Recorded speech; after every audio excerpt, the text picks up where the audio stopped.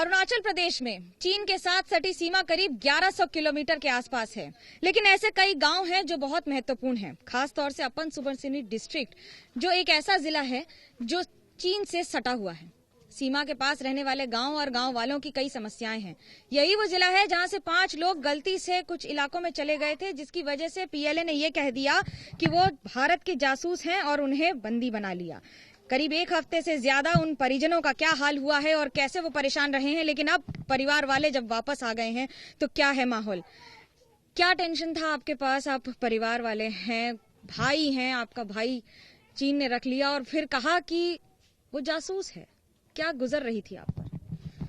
हमारे दिल पे बहुत बुरा खराब फील कर रहा था, क्योंकि हमारे 5 लड़के गायब हो गए। उसके ऊपर से चीन यही रवैया अपना रहा है, हमको स्वीकृतिघात, जासूस है, क्या क्या बड़ा चढ़ा के बोल रहे हैं। दरअसल ये गलत है। हमारे सीमा चीन से एलएसी टच होते हैं, जो आप अभी बताया कि सेरा 7 के एरिया पे, वहाँ पे हमारे लोकल आदमी जो शिकार करते हैं, आम आदमी का खाना पीन रहन सब पैसा वहाँ से शिकार से आता है, हंटिंग करने का वजह से आता है। तो वहाँ चले गए तो वो लोग धोखे से आकर कितने पक्के हमारे बच्चे को ले गए और उसके ऊपर हम लोग को जासूसी का तिलक लगा दिया। ये गलत है चीन का। क्या गुजर रही थी आपके दिल पर? भाई का क्या नाम है और क्या गुजर रही? जी, मेरा भाई का नाम तारुदरी है जी, मेरा नाम तचंगदरी है। और मेरे साथ मेरा परिवार भी बहुत दुखी है, क्योंकि उस समय में ऐसा दुख था, कोई खाना पीना भी नहीं खा पा रहा था। ऐसा हाल हो चुका था कि बताने से भी फिर दिल नहीं भरता है। पूरा रो रो के घर में भी पूरा माहौल पूरा खराब, बस्ती का पूरा खराब हो चुके थे। संबंध भी खराब है चीन के साथ, जिसकी वजह से लोगों के अंदर ज्यादा जहन में ये टेंशन था कि आखिरकार क्या होगा। रहते हैं आप वहीं पर, आपके भी परिजन थे, क्या स्थिति थी और क्या इस समय नाचो और आसपास के इलाकों में स्थिति है?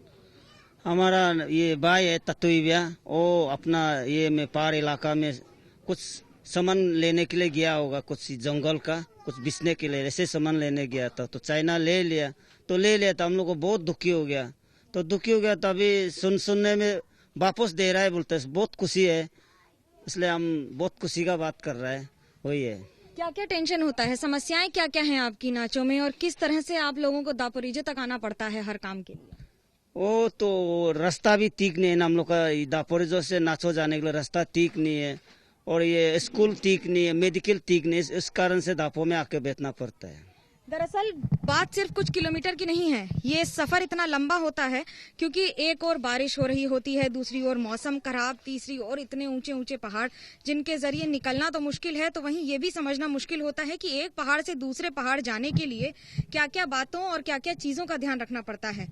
परिवार वाले जब चले गए थे तो क्या हालत थी, क्या टेंशन था और क्या स्थिति रही है आपकी? अगर हम बात करें, चाइना कह रहा है कि आपके तो परिजन जासूस हैं जिनको भारत ने भेजा था वहां पर।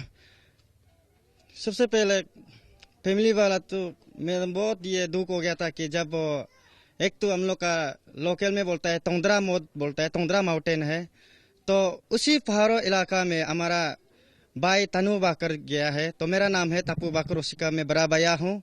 तो हमारा फैमिली वालों ने बहुत ही दुख हुआ था कि ना खा सकता है ना पी सकता है उसी गायब होने के बाद। तो आज लड़का वहाँ से रिलीज हो गया तो बहुत खुशी का बात है। तो उसी प्रकार से मैं थोड़ा आपसे हमने पूछा है, बहुत शुक्रिया। तो जब आप लोग बात करते हैं आप लोगों की समस्याएं क्या क्या है, नाचों में दिक्कतें किस तरह की? एक चीन कह रहा है जासूस है, क्या सच्चाई है? कितने पढ़े लिखे हैं आपके बच्चे? बच्चा जो है क्लास 9 में पढ़ता है।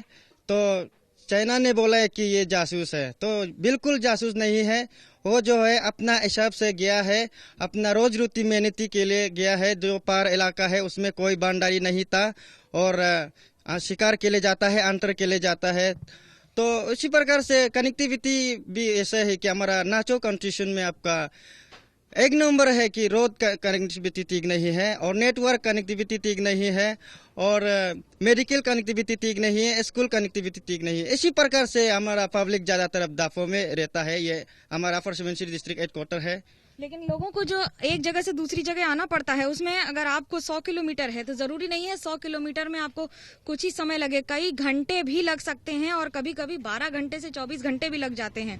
घरों का आलम आपको खुद ही देखने को मिल जाएगा कि अगर बारिश होती है तो किस तरह से घरों में कीचड़ जमा हो जाता है। और इन सब के बीच में लोगों के लिए समस्याएं कम नहीं होती हैं। जो यहाँ रहते हैं, जो परिजन रहते हैं, उन्हें किस तरह की समस्याओं का सामना करना पड़ता है। आप यहाँ रहती हैं, किस तरह की समस्या का सामना करना पड़ता है इस जिले में आपको, खास तौर से क्योंकि अब चीन के साथ जिस तरह से संबंध बिगड़ रहे हैं उसके नजर। हाँ, इस जिले से तो कैपिटल से आने में रास्ता, कैपिटल से ये डिस्ट्रिक्ट आने में बहुत रास्ता का प्रॉब्लम है। फिर ये डिस्ट्रिक्ट से नाचो जाने में बहुत प्रॉब्लम है।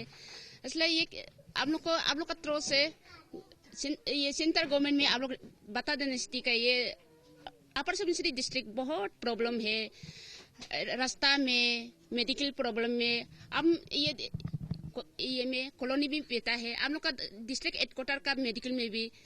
और ये जब पहले चीन के साथ संबंध ठीक थे, लेकिन अभी अगर कोई चला जाता है एक जंगल से दूसरे जंगल में तो क्या क्या चीजों का ध्यान रखते हैं? उसका बारे में तो मैडम हम खास मालूम नहीं है। हम तो वो बॉर्डर। लेकिन बात सही है कि जिस तरह से आप लोग वहाँ रहते हैं, नाचो में आप रहते हैं, क्या क्या समस्याएं आती हैं और क्या क्या बातों का ध्यान रखते हैं? अब अभी तो फिलहाल ये है कि हमारे वहाँ सब कुछ ठीक नहीं है, जिसके कारण वहाँ के जितने सारे लोग हैं यहाँ पे आते हैं, थोड़े बहुत यहाँ पे अपॉर्चुनिटी मिलता है तो इसी के परिवार वाले जब वहाँ से चले गए थे तो किस तरह से टेंशन हो रखा था और अभी क्या? पहले तो जब खबर मिला कि चाइना ने उन लोगों को पकड़ लिया है, तब तो फैमिली बहुत ही दुखी थे ना, वो लोग अच्छे से रह पा रहे थे, बहुत ही दुखी में थे क्योंकि हालात इतने खराब थे। तो अभी जैसे कि पता चला कि वो लोग को वापस लाया गया है हमारे इंडिया पे, तो बहुत ही खुशी है सभी को। लेकिन खुशी तो है, खुशी में अभी इंतजार भी करना पड़ेगा क्योंकि पहले तो 14 दिन क्वारंटीन होगा और उसके बाद काफी सारी जांच पड़ताल भी जो सरकार की ओर से होती है, क्योंकि चीन पर हर समय भरोसा नहीं किया जा सकता। जब परिजनों को छोड़ा जा रहा था तभी कह दिया कि ये जासूस हैं। जरा सोचिए, जो बच्चे, जो लड़के वहां पर अपनी रोजी रोटी के लिए जाते हैं और जरा एक पहाड़ से दूसरे पहाड़ कभी कभी इस तरह की मौसम की स्थितियों की वजह से जा सकते हैं, उन्हें ही जासूस करार दे तो चीन के मंसूबे हैं क्या?